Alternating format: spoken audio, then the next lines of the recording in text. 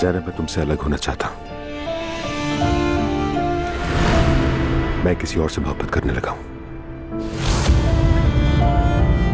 मजाक कर रहे हो? नहीं। किसी और से मोहब्बत हो गई है उमर? ये कैसी बात है? मुझे तो लगता था तुम मुझसे मोहब्बत करते हो। तुम पर भरोसा करने के लिए मैं तुमसे माफी चाहती हूँ। हर चीज के लिए माफ कर दो।